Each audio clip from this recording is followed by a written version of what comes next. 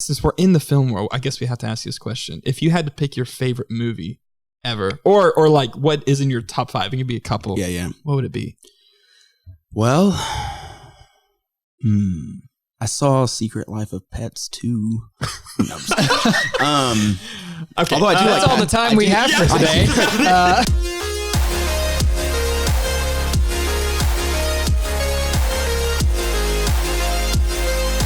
Hello and welcome to the Imperative Narrative Podcast, the show by storytellers, about storytellers, and for storytellers. We're your hosts, Lucas Arnold. I'm Kurt Camphausen, and our guest for today is the one and only Brad Fugere of Flux Creative. Hello.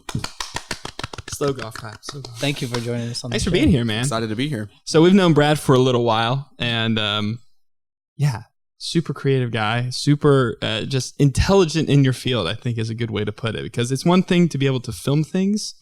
It's one thing to know all the color grading and process, all the technicalities of it, which we'll get to a little bit later. But let's start from the beginning. Who are you and what do you do?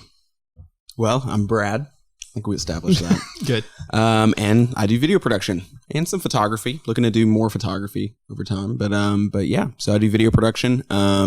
So I've got a company called Flux. That's sort of the company that I do all my video production out of. And we're sort of based around, making stories for brands. Making videos for brands. I love it. Yeah. Awesome. How long have you been established? Flux has been established since 2017. So back when I got started in 2012, I went, like most video guys now, I went right into weddings. And so I needed a brand when I was tired of weddings. I needed a brand to sort of put commercial work into so that I could then fizzle out wedding work. Which I'm sure is something that y'all guys still doing weddings. I'm sure that's something that y'all are looking to do just any day. But no, we love our wedding film. Sorry, I shouldn't have said that.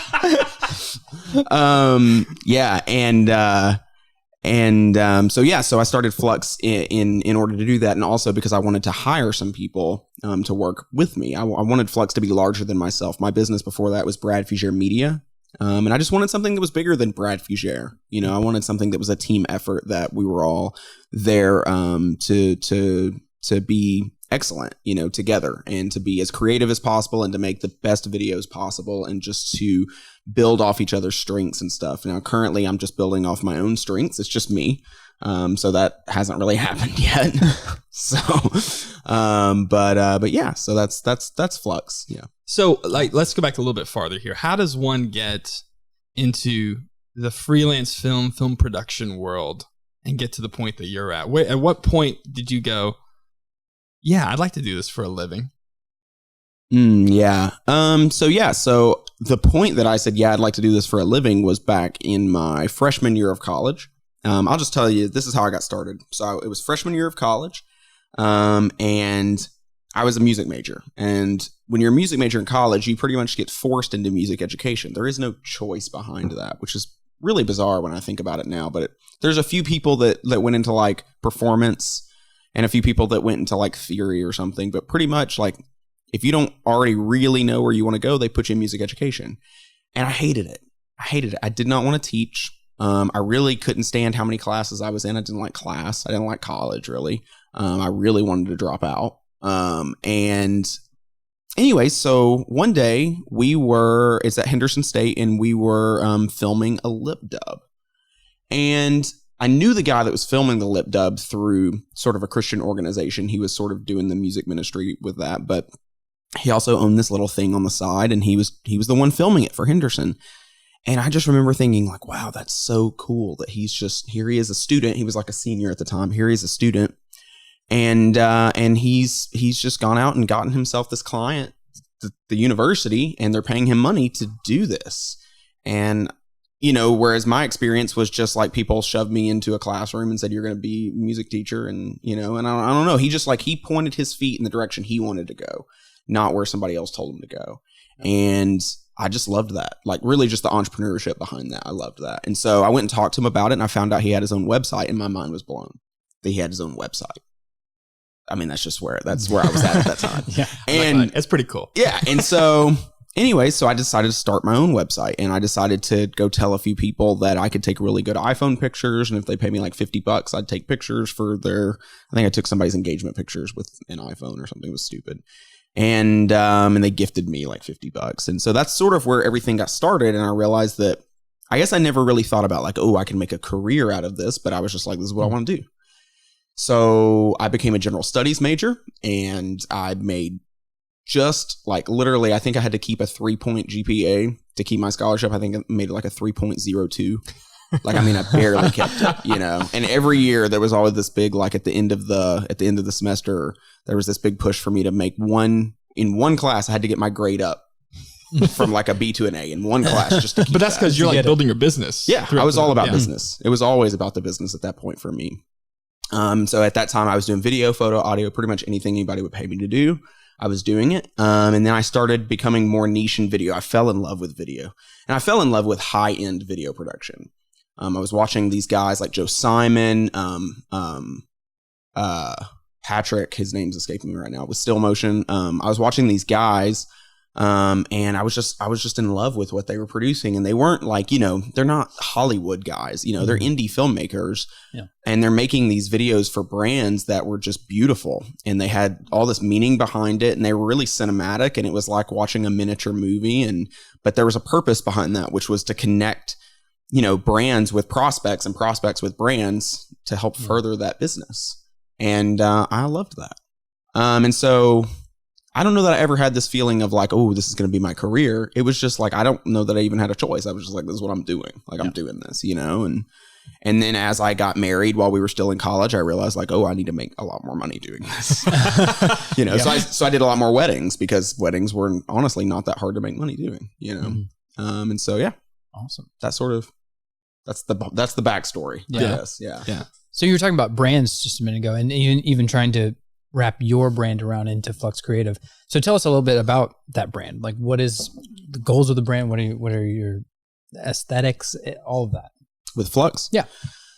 So it's interesting that you asked that, because I'm currently in somewhat of a rebrand at the moment, which is funny. Not really a rebrand, but so I started Flux, and Flux was all based around video production and high quality video production when I got started, because I was, I don't know, naive, and I thought that people cared about things like, oh, I'm shooting on a Sony A7S2 and we can deliver 4K. And like, nobody cares about that unless it's an ad agency, and even then.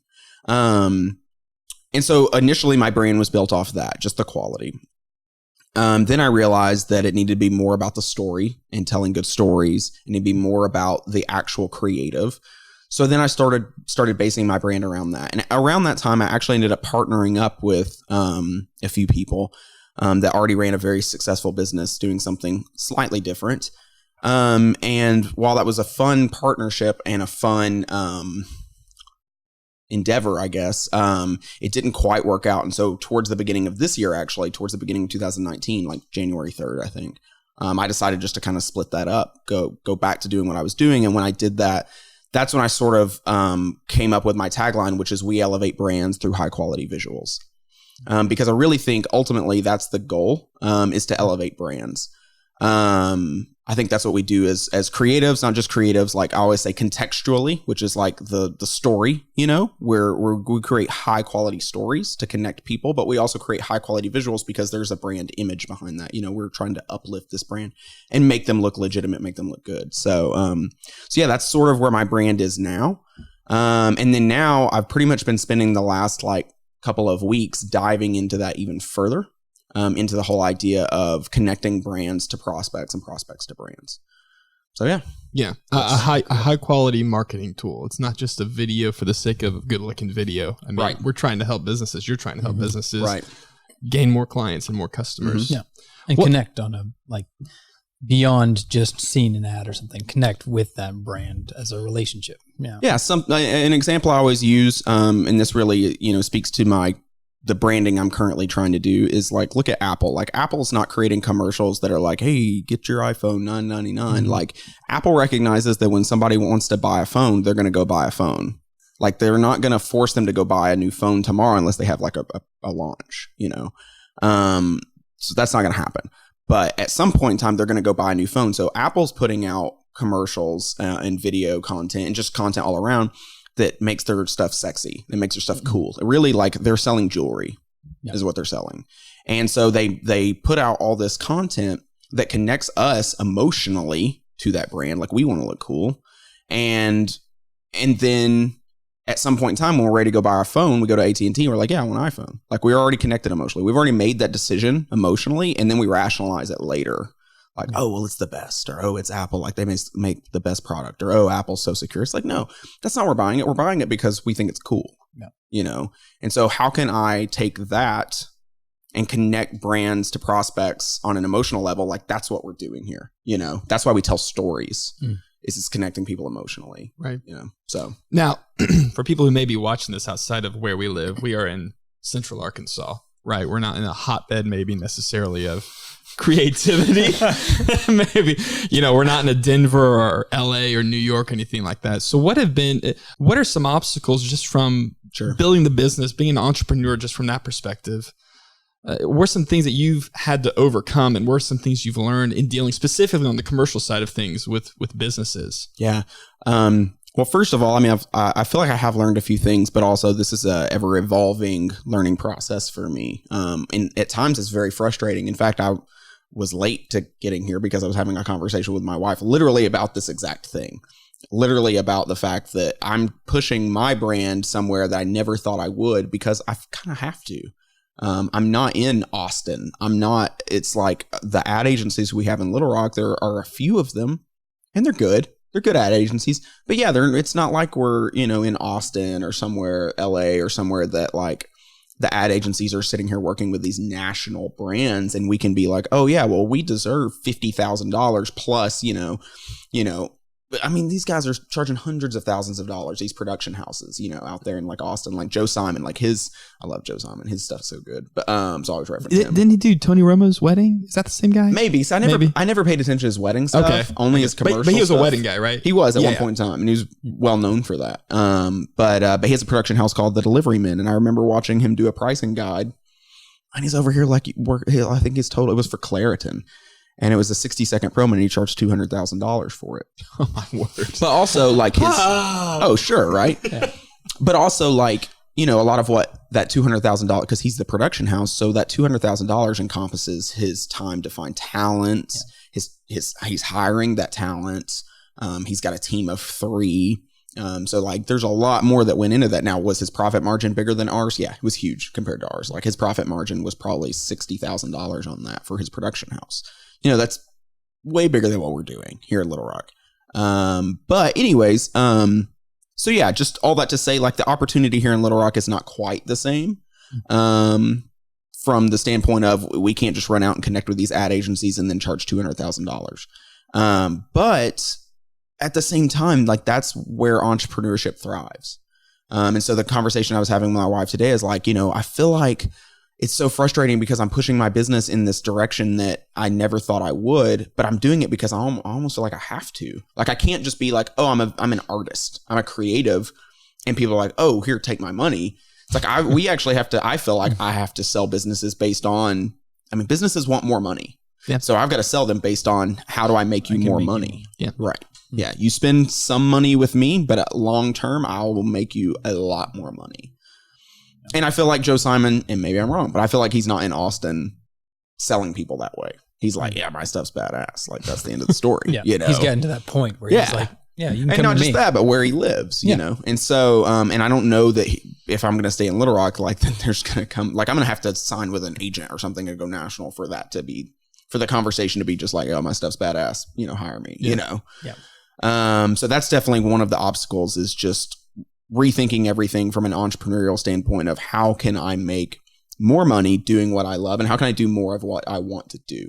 Because also I feel like here in Little Rock and in Arkansas, we sort of get pigeonholed a little bit into doing stuff that was maybe really cool like 5 or 6 or 7 years ago. A little bit behind the times. Yeah, and nobody wants to talk about like what we can actually do today because they don't like businesses that I talk to, they see their competition doing this. And they want to do that. They want to mimic it. And it's just like, no, let's do this because this is way cooler. And this is actually what people are doing today. Not much innovation happening. Yeah, exactly. So yeah, all that to say, just like it's bad because we have to think entrepreneurially. We can't just run out and sell ourselves because we make cool stuff. But it's good because we have to think entrepreneurially. And, it challenges us to change the game a little bit for our sake. So that's definitely a cool side of things. And then, I mean, I faced tons of obstacles. Like there was a time when my wife and I were trying to buy a house, the house we have now. So that was like 3.5 years ago. And I wasn't making enough money to buy a house. So I had to go get a night job at Home Depot. Like that was a huge obstacle for me. It was very, very tough trying to build a business and also work a job at night. Yeah. And I remember several times I was working from 8 o'clock at night till 6 o'clock in the morning and then coming home and needing to edit something. And of course I didn't edit it. I went to bed, like, you know, so my actual business suffered during that time, you know? So, yeah, cash flow was a problem, you know, at one point in time. And, so there's lots of obstacles, right? You know, I've been down that road. That having to pick up another job while it's hard. Especially when you get into marriage and having kids. Going a little bit off that, because everyone has this, especially I feel like in video or any kind of media production, a worst experience, like where something just went like real wrong. Whether we've heard somebody sleeping through a wedding and arriving at the reception and just like didn't get anything. You had anything? This is a video guy? Yeah. Video guy. Wow. Yeah. A well-known one on YouTube too. He shares a story. Yeah. Slept through the ceremony, arrived there at the reception, was like, don't have anything for you. But I know we've had like some scares, thankfully, not quite that bad, but have you had any stories like that for starting? I haven't slept through a project. That's good. Mark that one off the list. Yeah. Past that one. I think the worst, let's see. I mean, like I did one wedding where I did both video and photo, and that was very hard, and I definitely wouldn't recommend doing that. But like we missed the first dances actually because they went straight to the reception after the ceremony. Like I was over there taking pictures, and then as soon as we were done taking pictures at the ceremony site, they just like went right over to the reception site and went right into everything instead of waiting on me, which is really like, come on guys, what are we thinking? Yeah, but it happened to me too. Yeah. Oh my gosh. Anyway, sorry, continue. Yeah. Why don't we just name names? Let's just name these clients. Let's just go ahead. You guys no, I'm just kidding. Just kidding. So anyway, so that was I felt bad really because I had missed it, but they never brought it up or felt they were totally understanding. It was just me. I also we had a wedding, it was at Garvin Gardens. And we had so much time. I was like, let's go grab lunch at like McAllister's, like, you know, before the ceremony was going to start. So it was me and, you know, Emil. Yeah. Yeah. And Emil and one of Emil's friends. And so we went over to McAllister's and grabbed lunch. And I'm like, you know, McAllister's taking forever. Like, what's the deal here? And the next thing you know, like we had like 15 minutes to get back. And literally the bride was about to walk down the aisle when we like ran up, and I had to run, you know, it's Garvin Gardens, so it's a glass chapel, so everybody sees me running up the side, like the sidewalk on the outside, to get around so that I can film her, and that was embarrassing. No. Let's see. Okay, here it is. This is the most embarrassing thing that's ever happened to me, and it was at a shoot. I was shooting at Henderson State University, and I was doing like a bunch of different videos for the athletic department, so pretty much like just a little 60-second video on each little football team, softball team, whatever. And so I was going to film the girls softball team, and I went to their whatever that is, the pitch or whatever. I'm not a sports guy. What are they? The stadium field. Thank you. That's what I'm here for. Yeah. Sports references. Yeah. Not a sports guy. If my father-in-law is watching, he's severely disappointed in me. So anyways,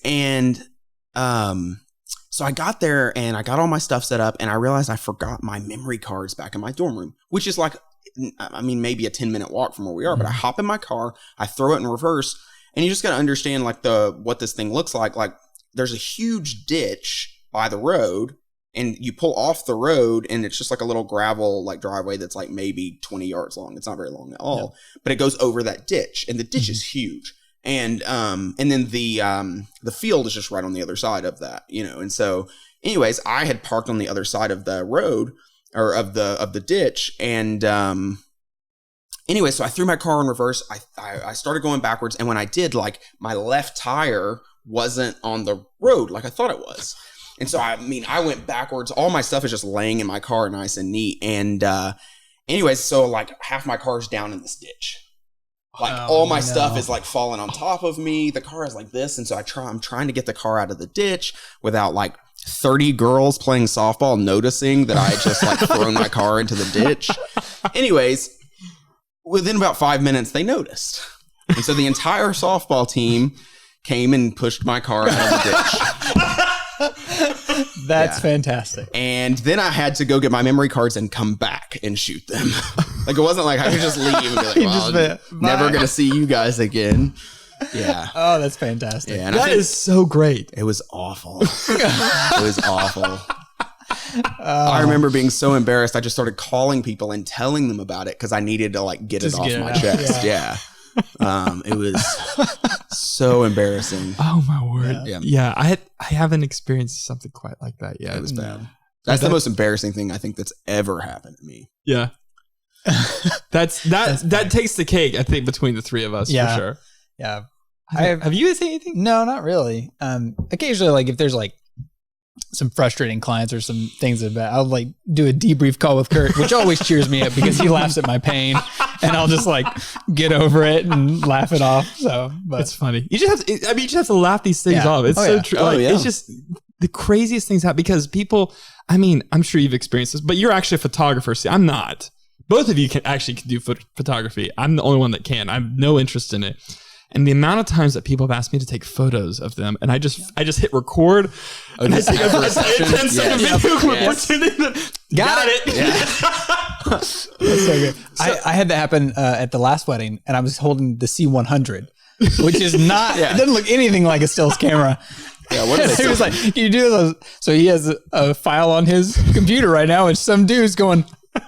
Oh, you recorded it. That's hilarious. I'm always recording it because it's hilarious. The footage, and these guys are just smiling. Anyway, it was so funny. I'm like, yeah, they asked Lucas to take a photo of them. Yep.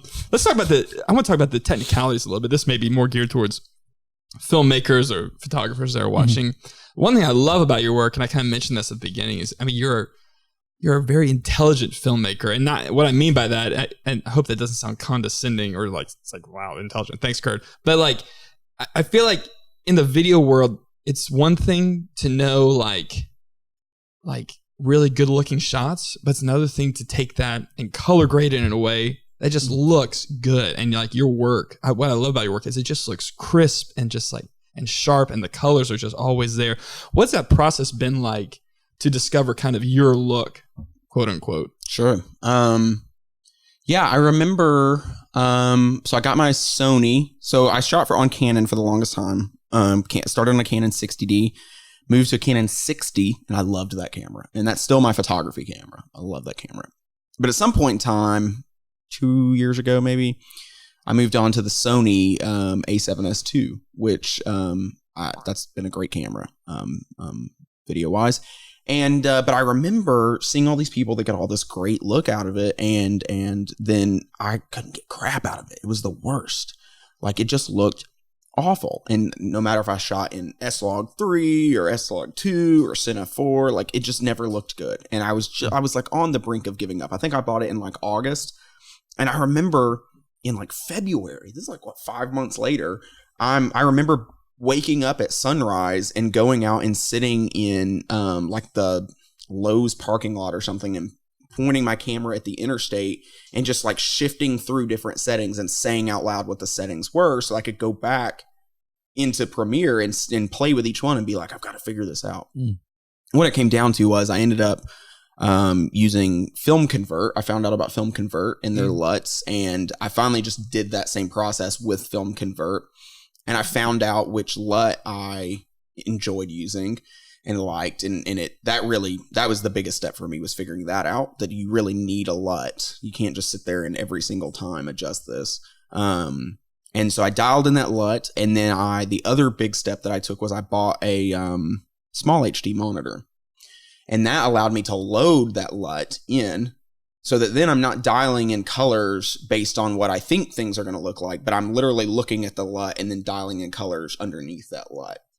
So when I bring stuff into Premiere, it doesn't look anything like what it did when I filmed it, but then I just slap that LUT on top, and then it's like, oh, that's what it looked like. So it's a very easy process with the Sony. Now, I shot on Red recently, which was a lot of fun. And that was a completely different process because I wasn't loading in any sort of LUTs or anything like that. And I'm not going to give any sort of educational spiel on how to shoot on Red. I'm very novice at it. Just did it the one time. Hopefully again soon. But But yeah, that's a totally different process. So I can see how filmmakers, color correction could take days for a filmmaker. But for me, color correction takes 30 minutes, maybe max. No, It's just all just making little tweaks in the background. Like if we were filming it and there was a little too much green or a little too much red or whatever, it's just, adjusting that tint on the original image. But that LUT's always on top of that, giving it the look that it has. It's I look back at my early stuff, and you just go like, oh, brother, that looks so bad. I mean, even just like 2 years ago, I'm going, golly. I mean, it's amazing, like the more you do it, what our eyes pick up on, like, oh, that's way too green. But my wife's looking at it going, okay, sure, too green. Yeah. But it's so hard to find like that look. What I mean, you don't have to give away all your secrets. What is like kind of the look or the color that you really like? You prefer like really warm skin tones? I mean, what are you kind of going for in your work? Yeah, I mean, I think accurate. I like accuracy. I want things to look real, but I also want them to look cinematic. So somewhere in between. Like when we think of cinematic, I think everybody thinks of sort of like the orange and teal look. And when you're watching those movies, you don't think anything about it. But then if you really think about it, it's like, this is not what real life looks like. So I love the look of real life. I want it to look like real life. And then I just want to take it just up a notch from real life. Like real life really doesn't look that amazing, But I just want to take it up a notch from that. Yeah. I will tell you this too. So in my photography, I call myself sort of like a semi-surrealist, like somewhat of a surrealist photographer, because what I enjoy with my photography is taking photographs and then, coming home, like, I was in New Zealand. I took a bunch of photographs. I come home. I don't want to hear about that. Yeah, anymore. It was awesome. And I come home and, the photos look good. It's New Zealand. They look amazing. But like, what can I do to make it look like I remember it looking like? Because my memory of it is exaggerated. Mm-hmm. And so in a sense, I think that's somewhat surrealism. So I would say I also sort of apply that same kind of a logic. Like, how can I just make this look better? I mean, this is what it looked like, but can we make it look perfect in a sense, Yeah. So. Yeah. I feel like there's a lot of wedding filmmakers I follow, and they're far more successful than I am. So I'm not hating on them, but the color grades they do, you're right, aren't like, do they look really good? Yeah, they look awesome. But are they accurate to real life? Right. Not even close. It's like, it's that balance of like, okay, I want people to look like how they look in real life, so that when they watch their film, they aren't like, why do I look way whiter than normal? Right. Yeah. And why do these trees look really, really dark green? Yeah. Yeah. I mean, like I said, it looks great. It looks phenomenal, but you're right. Gain that accuracy. Yeah. It looks great in 2019. Yeah. We've all sort of trained ourselves to like a certain fad, but like at one point in time, like sepia tone was a fad. Yeah, that's true. So thank God nobody got married during that era. It's true. It kind of goes back to what you were saying, is that, I mean, you just hopefully in a way, we always look back at our year ago work and are like, man, what is that? That looks bad. Because you want to be progressing every year. Yeah. So you said that you've worked with several different cameras. You obviously like Canon for stills and things like that. Sony. I know you've worked with the Red and the Blackmagic Pocket. How do you go about choosing what equipment or things you want to use for specific shoots? What's your process in that? Yeah, that's an interesting question. So today I'm trying to play around with one of the reasons I've actually hung on to my Sony and not sort of made a minor upgrade to like the Sony A7 III or anything like that is because I'm actually trying to make what I consider to be a pretty big jump to a professional camera, like a Red, or I've been sort of eyeing the new Blackmagic Ursa Mini Pro, sort of that sort of thing. So I'm trying to make that jump, but even the Blackmagic is like a $6,000 body. Not to mention, I think I'll probably have to get some adapters and whatnot. So that's camera body for he's not recognizing terminology. Yeah, camera body. But yeah, so previous to now, I pretty much just shot on the Sony. I mean, I think it's a great little camera. Now I'm sort of making decisions based on what do I think I want to shoot on long term. So I've been I rented the Red. It was Red Raven. And I enjoyed that, but I also found out Red has a few quirks that are not as enjoyable, that I didn't know about. So Yeah, as far as choosing what I'm going to shoot on, I think for the most part, the Sony can handle everything my clients want. I'm not delivering anything in 4K at the moment. I've delivered a few things in 4K actually, but I think it was just Ray actually. Yeah. So and Ray, not typically. Yeah. So for me, I think my choice for gear is not based on necessarily what my clients want or what I think they want per project. It's more like, what do I want to be delivering as a whole? Yeah. And that's very difficult because all of my gear I feel like is around that Sony. Like I shoot on a Rode NTG2. I want to upgrade that. I shoot on, a couple of different, like a big mixture of lights that I would love to get to just one type of light and then upgrade all of that. Yeah. So that's sort of where I'm at right now. It's just making these big major upgrades. Yeah. Testing different things. Exactly. Yeah. Exactly. That's cool. You got some pretty big clients though. So who are some of the people, if you don't mind sharing that? I know you do work for Ouachita Baptist University. You've done a ton of work for them. Who is that? The purpose of this podcast? Get my client list. Yeah. Exactly. So could you repeat that again? But see, I mean, if we go to your website, you got some pretty big brands on there you've gotten to serve. What does that look like as far as helping brands tell stories? When OBU comes to you, or have you done work with Oscar Mayer? Is that right? Mm-hmm. Back in the day. Mm-hmm. What is that helping them tell a story? I know it's per client. It's all going to be different. But is there like an overarching theme to how you want your narrative to really focus for each of your clients? No, not necessarily. Or at least I haven't done that yet. But most of my clients, my sales process, I guess, is more of I like to hang out with people. I like to buy them drinks. I like to be friends with people. And then whenever they're ready and they need a video, hopefully I'm the guy they go to. It's probably not the best sales process, but that's the one that I've done so far that's worked the most. I don't like to sell to people.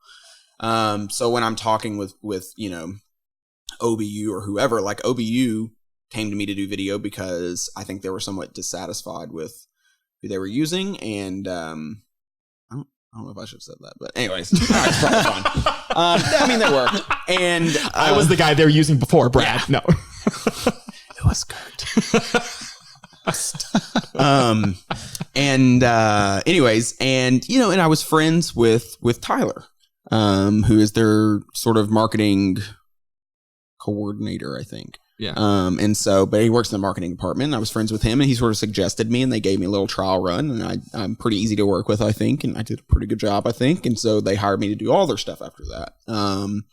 Another big brand that I've been working with is Arkansas Urology. It was the same sort of situation. I think they were somewhat dissatisfied with who they were working with. I got my foot in the door.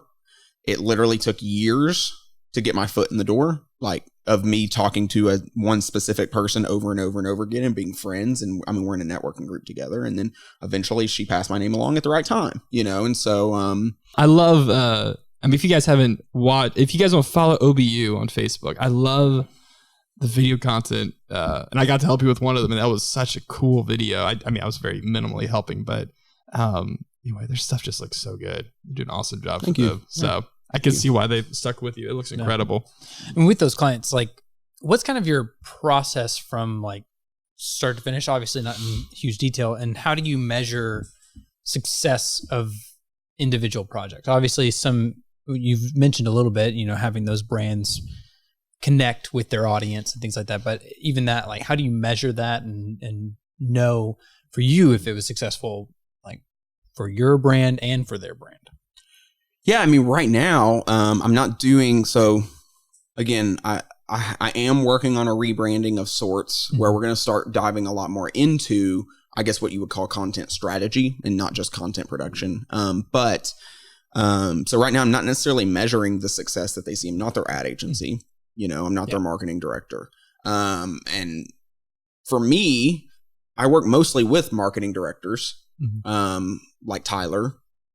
Arkansas Urology is another one I named that they have a marketing director. And so for me, where I measure success is, did I make that marketing director look good in the eyes of their peers, in their coworkers, and ultimately the president of the school, or the CEO of the company, for me, if they looked good, like I did the right thing. I made them look good. My product was good and made their idea look better. And so that's how I measure success in a sense. Yeah. Yesterday I got a text from a friend who had texted his friend, which is one of my clients, out of Hot Springs, and said like, hey man, I saw Brad's video. Like, how did you feel about it? And he loved it. And he texted back and said he loved it. So he sent me a screenshot of all that, you know? So, I mean, obviously like, you know, that was great to see. Yeah. But so I don't necessarily measure it in the sense that I'm over here keeping track of anything, but yeah, I feel like, as long as my clients are coming away looking good and what they did was successful for them, then I consider that a success. Yep. Yeah. For myself. It's easy to gauge success, especially in the social media world that we're in, by likes or comments or shares. And of course, you know, you have those projects that really, I mean, going back to the OBU videos, I mean, those things have gotten hundreds of thousands of views and people have loved them. But it's amazing how much that doesn't matter as much as I thought it did, at least. I thought, well, it's really only successful if 100 people like this, or if I get 25 shares. How has it been balancing, like just posting your content and being able to keep a level head of, even if this doesn't go viral, this can lead, you know, this can lead to something else, leads to another job. It just takes that one other person, you know, to view the video. Yeah. Has that been like, was that a hard thing to get used to, of like, you know, I know for me, I'm such an idealist sometimes. I'm just like, right, they are going viral. All the people are loving them. Yeah. But then that one video, whether it was 5 likes or 2 or 30, you know, someone that you get a message from somebody saying, hey, I saw this video and I would love to use you. You know, it just takes that one person. Was that a hard thing to get used to, was posting your content online? For marketing myself? Yeah. Yeah. I guess yes and no. I see where you're going with that. I think for me, there's always been this common, at least for like probably the last year, there's always been the knowledge of the fact that what I do is not actually what my clients want. I know that sounds weird, but like really, ultimately, like each one of us, like we think this way too. Like ultimately, like we want money. I mean, ultimately, we want to survive. Yeah. Like, I mean, really, like if you think about it, like we want to survive, like we just want to live to see tomorrow. We want to eat. We want to have shelter. Like that's ultimately what we want, because we're all selfish people. You know, we just want to survive. But if you go further than that, like money's typically the key to that. So most people want money. So if you go further than that, a lot of my clients want increased revenue streams. They want, you know, better margins. They want their brand to look better. So brand identity, brand awareness. They want brand connection. Like they want to look good in front of the CEO. They want to look good in front of their peers. Like, but all of that leads back to more money. Like, why do they want that? They want more money, you know? So I think when it comes down to marketing myself necessarily, like, I don't know. I think I've just been very aware recently that if somebody sees my video and they like it, they either like it because it looks good and they want their brand to look good, but ultimately, like, I'm just very aware that ultimately they want more money. So when it comes down to marketing myself here in Little Rock, Arkansas as an entrepreneur, I feel like how my question to myself is, how can I market myself in a way that shows people that I can help them make more money? I think that's the ultimate question. And I think that's kind of difficult, you know? Yeah. I mean, I getting back to what your question is, like, how do you, I'm trying to remember exactly how you worded that, but it's more like one person might see this video and then that might get you another video. That's pretty much what you said. But yeah, I guess I'm just aware of the fact that just because they see that video, like, I guess I'm sort of rambling, but it sort of gets back to, if they saw that video, what is it about that video that made them want to hire you? You know what I mean? Yeah. Like, is it because the video looked good, or is it because they actually need more marketing materials, or, you know what I mean? Right. Because that's something that I struggle with, is what I provide is high quality video production right now. Like today, I provide high quality video production, but we live in this world of social media where people are also like, you don't need high quality video production. You just need a video. You can get it from anybody, you know? You make it yourself. Yeah. So how do we sell ourselves? Like, how do we have clients that come to us that see our video and go, oh, I need a video. Sure, I'll pay $4,000 for that. You know, like, how do you? Yeah.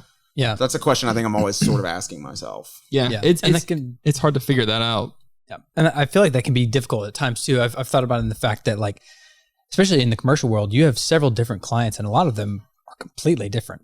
I've done work for like a chicken farm, and then have done weddings and things like that nature. And whenever somebody sees your video, they might think, well, I don't need that because he's filming chicken farms and not actually connect the dots of like, Sure. it's a video. Yeah. You know, he can do a video for whatever that is. So I feel like it's even another hurdle at sometimes because it's like, unless you get something right in that wheelhouse of something that's similar Yeah. to what that potential client needs, Yeah, you're right. they might not ever even contact you. That's totally true. Like sometimes for people, you just have to make it stupid simple. Yep. You know, like I just recently started posting on Instagram again, on my Flux page because I'm so bad at doing that. And I posted a pickleball commercial, Which was awesome. which if you don't know what pickleball is, it's like tennis.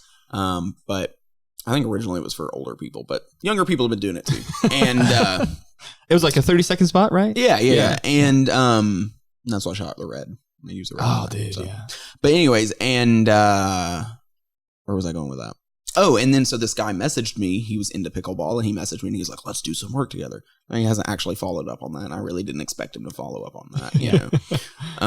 But it's exactly like what you said. Like if he had seen a regular video of mine, it might not have sparked this idea of, "Oh, I need a video too." But he sees a pickleball video, and he's into pickleball, and I was like, "Oh, I need a video." So yeah, you're totally right. Like almost to some degree, you have to make it stupid simple for people. Like if you want to get into the restaurant business, making videos for restaurants, like you probably need to go out and make some free videos for some restaurants. Yeah. So the other restaurants will be like, "Oh yeah, wow, this is what we need." Yeah. Whereas if you made it for a chicken farm, you know, then you're gonna restaurants aren't like, "Yeah, we need that." Yeah. You Yeah. know, so Exactly. I think it's interesting you just brought up you should go out and do free video content. I mean, you're talking about your beginning. You shot some stuff on an iPhone for $50. I remember my first wedding was super cheap. I had no idea what I was doing. And even before I shot my first wedding, I just went up to a local real estate agent, Ray, and just said, "Hey, I'll do some stuff for you for free." I had no idea. Almost 3 years later, I would still be doing stuff for him, but for free. not for free. Because I was Right? like, If you're listening to this, it's Yeah. not for free. you did that one wrong. If you're Started well and then just Guys, I'm also bankrupt. I don't know how to say this. I need help right now. I owe Ray money. I haven't made any money for the past 3 years. No. But that's like, we hear people like Gary Vaynerchuk and other big time people talk about this too. It's really, you don't get your foot in the door by going up to a business saying, "Hey, pay me $4,000. I'll make you a great totally. video." You haven't proven yourself. And so the beginning starts with doing a bunch of stuff really cheap or for free. And I still do. I've still done some free stuff just to make connections with people. I mean, easy stuff, not stuff that's going to take me a bunch of time. But yeah, I think a lot of people think that they can just sort of waltz in to the film world or anywhere and go, "Hey, I'm immediately going to start making what I like." Brad, who's been doing it for a long time, has been making without making any connections and without doing anything that proves to people that you're even good at what you do. Yeah. You know, it's like, or showing them like that loyalty of like you're saying your goal is to make them look good. You know, for all they know, especially if you're like, "Hey, come pay me $4,000, they might just think, "Okay, yeah, you're just trying to get money." Whereas I was there's 100% what I think. yeah, exactly. Instead of like, "Hey, I want to make you look good." Obviously, to get money and be paid for this, but first and foremost, I need to provide value for you. It's showing, you know, that you're not just looking, "Hey, here," but I want to provide value for you and make this a longer lasting relationship than just a one transaction deal. Sure. Yeah. Yeah. I mean, I'm working on a passion project right now that's for free. And my opinion on that too is like, if you're going to do something for you, like you need to do it for free, because then you have the leverage. Yeah. You have all the leverage. Like, you know, if you need to ask somebody like let's just say you're doing something for free for Ray, it's like, yeah, it'd be great to do it for half, you know, but then if you do it for half, like Ray, you sort of still owe Ray something. Like you kind of need to do it halfway Ray's way, halfway your way. Yeah. But then does that actually serve you in the end? Like if you're doing a passion project, it needs to be your way so you can take that and show other people what you can do. So it's almost better to just do it completely for free and own all the leverage. And if you need them to work an extra, or not work, but if you need them to sit for an extra 2 hours for an interview or whatever you're doing, you know, like you have the leverage to ask them to do that now because they're getting a video for free. For free, yeah. You know, so doing it for free is not necessarily a bad thing because you have all the leverage. Yeah. It's not going to make any money. so kind of looking forward here. So you've gotten you're completely out of the wedding world. You just finished your last edit, right? Your last wedding film recently? Well, yes, I did do a wedding for my cousin for free. Yeah. Just not that long in May. Yeah. And I finished that edit. But other than that, I did one wedding paid earlier this year, and then I might have done two last year. Yeah. Like I I haven't been doing very many weddings. But so you're out of that. You're focused on the commercial world. Where do you? I don't know. I mean, like, where do you want to be in like 5 to 10 years? Like, is there a specific type of video content you want to do? Like, I know some guys love doing documentaries. Some guys love doing the 30-second spots. Like, where do you want Flux to be in 5 to 10 years? Yeah, that's interesting. So I think those are two different questions, really. And really, that's something I only recently discovered is where do I want Flux to be in 5 years and where do I want to be in 5 years? I think it's very easy for us as freelancers to sort of, even if you have a business, to sort of like you have Kurt Productions, that would be a little different, but you have Glasslight Films. Yeah, Glasslight Films. So this would apply more to you, I think, than you just because your name's in it. But it's a super creative name. I don't know why people hate it.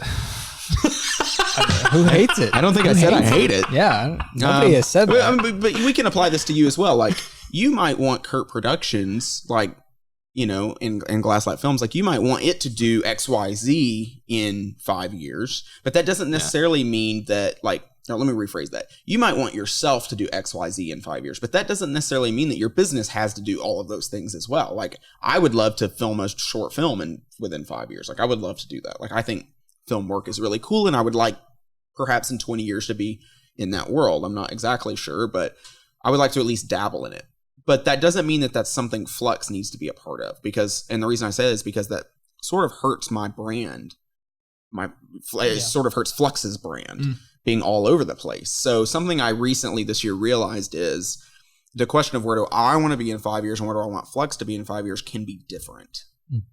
So where do I want Flux to be in 5 years? I would like for Flux to be, like I've sort of talked about earlier, focused on brand and how to help people with their content for their brand. Video, photo, the whole gamut there. I don't want to do graphic design, but that sort of thing. Where do I want to be in 5 years? I would like to probably have done a short film for somebody. I would like to maybe be DPing outside of Flux on some higher end stuff, because I don't see Flux, as long as it stays in Little Rock, being extremely high end ever. But I would like to be. So that's sort of that. I want Flux to go into this like brand, not ad agency world, but helping people strategize their content. So also we can make the content we enjoy making. But also I feel like there's lots of people that are missing out on really effective content types that if they would just talk to me a little bit more, I could help them with that. So, but then like on the other side of things is myself, and I would like to be, working as part of a big team where I'm just DPing things and somebody else is editing it and somebody else is directing it and I'm just in charge of lights and camera. Yeah. So that's interesting, because I've been thinking about similar things with Glasslight Films. Like, what of it is me, Lucas Arnold, what of it is Glasslight Films and stuff. And sometimes I feel like those lines can be blurred. For sure. So like, how do you go about figuring out, hey, I've got this idea for something, or I've got this client here or whatever, and like, where do they go? Which brand do they fit in or anything? How do you go about like figuring that out? I just whiteboard it. Sit there and stare out the window and lay on your couch and stretch, do something to keep yourself focused, drink a lot of water. I'm serious. Literally one of the things that helps me focus so much is just like downing a whole thing of water and then just like, that's great. I know that sounds weird, but that's just it's one healthy. of the things. Like sometimes if I can't focus, I might be a little ADHD. If I can't focus, I'm just like, all right, I need to just drink a ton of water and then sit down and think about this. And, well, it's better than like drinking a whole gallon of Mountain Dew or something. So very true. I was gonna say whiskey, but whiskey probably better than that too. Just a little bit. I just have found like that being something that occupies my thoughts a lot. Like, having ideas for things and being like, man, where does this fit? And you gotta whiteboard that stuff. And it changes sometimes too. Like I'm like, sweet, this is where it goes, and then I'll be thinking about it, and they're like, no, not really. I feel like it needs to be over here on the personal side, and building that out. And Ray did just a great job of just showing us like business brand and personal brand and how those can affect each other and help, but also, can be separate and not, like you're saying, they can be separate and not have to be at the same, and you being wrapped up in Flux Creative and that just being synonymous, Brad and Flux, it doesn't have to be that way. And that's not what I want it to be. Yeah. Like literally a question I started asking myself was, what if in 5 years I sold Flux? like, is that possible? It's not at the moment because it is completely synonymous with me. Yeah. Like, I mean, really, a lot of people, like most of my clients don't think of Flux.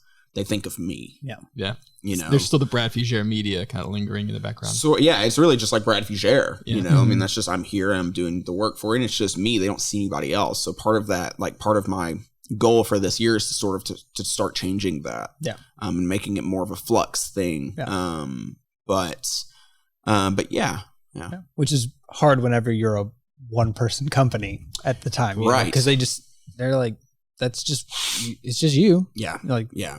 Well, and Brad. especially if what you're offering is particularly freelance. Mm-hmm. So, I mean, I really think it's going to be difficult to create a brand around video production. I mean, you're creating a brand, sure, but to create a very contrasted and different brand than what they're all used to seeing. You know, I mean, really, like if you're just walking in doing video production and it's just you, it doesn't matter what name you do, like it's you doing that, you know. But if you're offering a different service, something that's completely different, you know, and you've put that under that brand of Flux or whatever, then people, I think, are going to actually gravitate towards that name and that business. Yeah. Because you're offering something different than just a typical freelance thing. So I don't know if that makes sense. Yeah.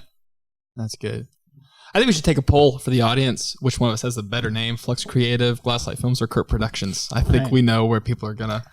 Whenever this... okay, for the record, I know you guys didn't say you hated it. For the record, for people who are hearing this out of context, so many people have given me grief over that name, including Lucas. I don't know what you're talking about. I know it's not the most creative name. Can I be honest? I was just really paranoid when I first started that somebody was going to like sue me because I picked their name for some reason. I know that sounds silly, but I was just so paranoid about it. I was like, you know what? I'm going to use my name.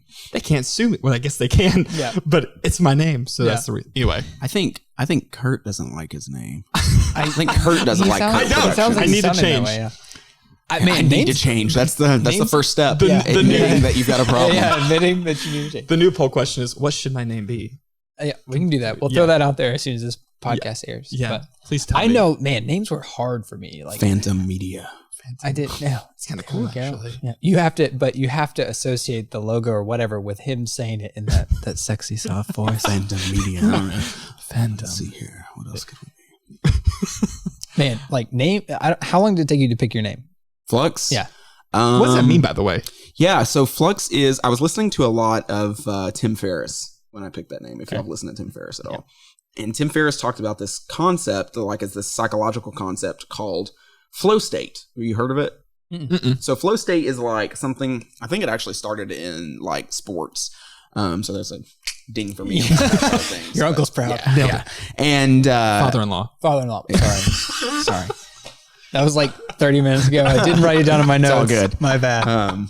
Pretty much every guy in my family. But anyways, so flow state. Flow state's this idea of like, I always use the example of like a basketball player that's like on his game. He cannot be stopped. You know, like there's nothing that's going to stop him. Like every shot, he's going to make it. Like I'm going to stop with my sports because I'm going to embarrass myself further. But every shot he's going to make, he cannot be stopped. Like, you know, and whatever he did before that game, he starts analyzing how does he get into the psychological state that made that happen. You know what I'm saying? Yeah. Like, how does he get into a psychological state where he is unstoppable? And the same, we can apply the same thing to us. Like, you ever have days where, like, everything you did, like, you edited really quickly. Like you came up with great ideas during the edit. You came up with great ideas during your brainstorm, like whatever you did that day, you were just on point. There was nothing distracting you. Just like, that's a flow state. Like you're in that flow state. So the idea of flow state is that you actually set yourself up to be in that state. Like you wake up and you do your, you know, meditation or whatever, and you do your appreciation or gratitude, daily gratitude, 5-minute journal, whatever. And you set yourself up for the day you're going to be unstoppable. So that's flow state. And Flux is literally just a term for flow. It just sounds way cooler than flow state creative. Yeah. Flux creative. I agree with that. Yeah. So Flux is like this term for flow. And so that's just sort of where I think he wins on the names then. No, Flux is cool. I've always thought Flux was cool. Yeah. I mean, Glasslight's cool too. It is, but I don't have that deep of a meaning for my name. Well, it's funny because the meaning is deep for flow state, and then I'm just like, yeah, flow state sounds stupid, so I just came up with another term. Flux works. Flux. Yeah. Is it like Latin? Flux? I don't know. Everybody just says flux capacitor or whatever. Yeah. I can see. Flux. So everyone thinks you're just named after Back to the Future. Yes. Yeah. Nice. I know. That's not it. That's so funny. I haven't seen Back to the Future. I didn't. His logo's a DeLorean. Yeah. Actually, there's something to that, maybe. Yeah. Just fully talk about getting you sued. might get sued. Yeah. You definitely will be sued for that one. Yeah, mine was like I'm way more visual. I came from a graphic design background, so it was like, hey, I've got this idea for a logo. Glass. That's another name for lens. We use lights. Glass light. There we go. And yeah, I had an idea for a visual and was like, let's just go with that. So, and I love that. And I said, what's my first name? First name, add production on the end of that bad boy. Yeah. Anyway, we'll work on that. You should be Phantom Productions. Phantom Productions. And then your logo would just be PP. Okay. Yes. Cut that from the podcast. That was stupid. No, we're keeping that one in for sure. I have thought about using the word cinema in there because I'm very like you guys are multi-talented. Are you a theater? That was cinema. It's just I think it's cool. It's like Kurt Cinemas? Cinematic. Kurt Cinema. Oh, Kurt Cinema. Cinema Kurt. Cinema Kurt. That's it. Cinema Kurt. Oh, but it's one word. CK. You gotta say it just like that. Cinema Kurt. Cinema Kurt. Cinema Kurt. No breaks. All right. Well, before we wrap this up, since we're in the film world, I guess we have to ask you this question: if you had to pick your favorite movie ever, or like what is in your top 5, it could be a couple. Yeah. What would it be? Well, I saw Secret Life of Pets 2. No, okay. Although that's all the time we have for today. I do like Patton Oswalt, but he's a cool dude. But yeah, okay. Favorite movie. I think my a couple of them just hit my brain there. All right, I'm just gonna say these out. Birdman, not Inaru 2. The Revenant. So obviously made by the same people. Yeah. And La La Land. La La Land, as far as a story, I think takes the cake for me. La La Land might be my favorite. Really? Close second, if not my favorite, just depends on the day, is going to be The Revenant. I mean, The Revenant is all around an amazing film. I can't think of a single thing that's wrong with that movie. I consider myself like a film nerd. I have not seen any of those. I just haven't had, I don't know why. I love, who's the cinematographer? Dude. I can't remember his name. Lubeski, I think is his name. Yeah. Lubeski. There's Inaru 2 is the director. Right. And then there's sort of a duo, Lubeski and Inaru 2. Emmanuel Lubeski? Yeah. He has some nickname. Yeah, I've seen Gravity, though. He does. He does have a nickname. I don't know. Gravity was phenomenal. And I saw, what was another one he did? I can't remember. See, I haven't seen that. That's a good film. And what's the other one? There's another space one that everybody says that you should see, and that I haven't seen. Interstellar? Yeah, Interstellar. Yeah. You haven't seen that Interstellar yet? No. I enjoyed it. I think a lot of it, I thought the space talk went over my head, but it was obviously Christopher Nolan's well-made film. But yeah, I've heard great things about. I really want to see The Revenant because doesn't he use like all natural light? Mm-hmm. That's incredible. Yeah. They're an incredible team, and and just the way they shot it. I think over the course of like 60 or 90 days. Like it was very quick shoot, and they ended up having to change locations towards the end of the film, because like I think like a big winter storm blew in or something. Like they ended up taking too long to shoot it. And so anyways, everything about that film, in my opinion, The Revenant, is just amazing. Like it's just surreal enough for me because I'm not super into like surrealism in movies, but it's just surreal enough. And the acting is unbelievable, but then the cinematography is just absolutely gorgeous. And there's nothing about it that's like overly done. And then, Lubeski has this whole like wide angle thing that he always does. And that's his name. Chivo. Yeah. And anyways, and so, just everything about that film. On the flip side of that, you haven't seen La La Land. I don't want to give it away, but from a story perspective, and how the filmmaking, the cinematography itself played into building that story, I think is very interesting. I will say this, something I thought was really cool is I don't like musicals at all, and it's a musical. And one of the cool things I thought that they did was that they would incorporate that like Broadway look. You've seen it, right? Mm-hmm. They incorporated the Broadway look into the musical part of it. So every time there's a musical happening, it looks like it's Broadway. It's like a play. Yeah, like there are props in the background and stuff. And then as soon as the musical's over, everything is the same, but it looks real again. There aren't props in the background. Yeah. It like goes to this surreal place and then comes back. Yes. It's a very interesting. And I can actually, I won't do this because you haven't seen it, but I can go a lot deeper with that into this. What I think it's a pretty surreal movie actually, without looking surreal. So yeah. That director, I mean, was it Damien Chazelle? Mm-hmm. Yeah. Chazelle. He's like, I mean, he's not that much older than us. Yeah, he's kicking ass. He's taking names. Awesome. Whiplash would definitely be up in there too. Such a great film. Yeah, same thing. Like just extremely tight cast and just the acting was amazing. The storytelling was awesome. The cinematography was just different enough to be awesome. Mm-hmm. Yeah, God, that's such a great movie too. Yeah, it's like he gets in the mental. Like in people's heads and emotions, like just captures those characters so well. Yeah, it's just fantastic. And it wasn't as well appreciated, but I think First Man was a great. I haven't seen that. Ryan Gosling, the Neil Armstrong film that he did. Oh yeah, Ryan I haven't Gosling seen that. Yeah. Was really well done too. So yeah, cool. I recently saw it was a good movie. Was it Green Book? I think is what it's called. Yeah. Oh yeah, with Viggo Mortensen and. I think you mean Aragorn. Yeah. Well, he's Aragorn, but it went to hell. Not quite Aragorn-esque anymore. Yeah. But yes, that was I thought I think that's the most recent movie that I've seen. It was very good. Yeah. Well, besides Secret Life of Pets, too. That's the most recent. Yeah. Man, where did it rank out of 10? Out of 10? Yeah, 10. Secret Life of Pets 2. Okay. I thought we were ranking like out of my top 10 movies. And I was like, well, I've got to put it in there. I guess it's 10. No. Oh, no. I mean, it is what it is. I mean, I enjoyed it. Fun movie. Yeah. It was a fine movie. And I like Kevin Hart and Patton Oswalt. And I could sort of like envision them doing their thing while I'm watching the movie. And it was whatever, That's great. It was a kid's movie. I do love, when we're recording this, Toy Story 4 is coming out this weekend. Yeah. I do love animated films. I mean, it's just... Man, Pixar. I don't know if I'll go see Toy Story. Really? Oh, man. Pixar is my jam. Their storytelling is fantastic. What's the book you've been reading? Creativity Inc.